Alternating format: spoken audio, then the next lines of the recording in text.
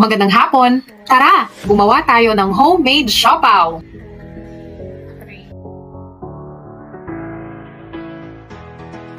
Para sa aming adventure sa Maramor River, ay isa nga sa mga ibinao namin ay ang homemade siopaw.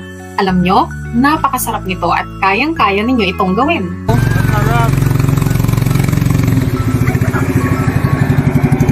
Oh, amazing! Yummy! Ang recipe na ito ay plant-based at isa sa mga pangunahing sangkap nito ay ang paborito naming protein source, ang tofu o tokwa. Hiniwa namin ito into cubes at ibinake sa oven hanggang maging slightly crispy. Maaari nyo ring prituhin ang tokwa kung ito ay mas prefer ninyo. Para sa filling, ay kailangan natin ng mga sumusunod.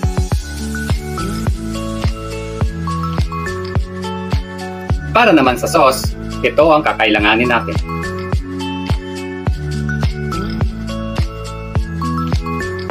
Finally, para naman sa dough, ay kailangan natin ng mga sumusunod. Sa paggawa ng filling, igisa ang bawang at sibuyas. Ihalo ang tofu at mushroom. Ilagay ang tubig, soy sauce, star anise at asukal. Takpan at antayin kumulo. Lutuin ito for 10 minutes. Panghuli ay ilagay ang pampalapot na cornstarch at haluin. Iset aside ito.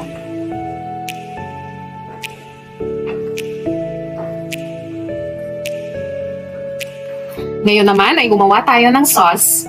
Sa isang pan ay paghaluin lang ang tubig, star anise, sibuyas at bawang, pamintang durog, asukal at toyo. Pakuluin ito ng at least 2 to 3 minutes. Finally ay ilagay ang tinunaw na cornstarch at haluin hanggang sa lumapot ang sauce. Iset aside na ito.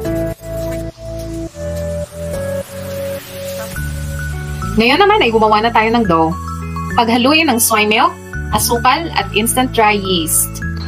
Sa hiwalay na bowl ay paghaluin ng all-purpose flour, baking powder at asin. Ngayon naman ay ihalo ang naunang mixture sa flour mixture. Masahin natin ito from 7 to 10 minutes o hanggang sa maging makinis ang dough.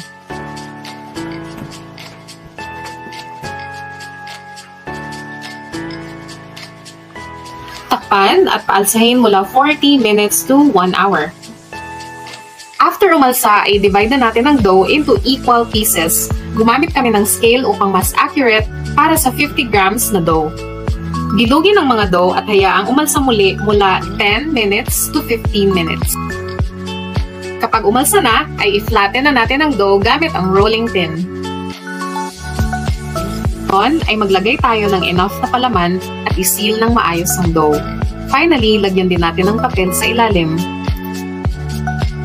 Takpan natin ang mga napalaman ng dough at paalsahin muli mula 20 to 30 minutes.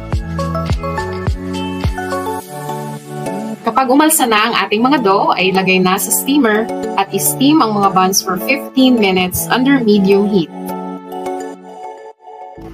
At sa wakas, ay luto na ang ating homemade siopaw. Wow! Amazing!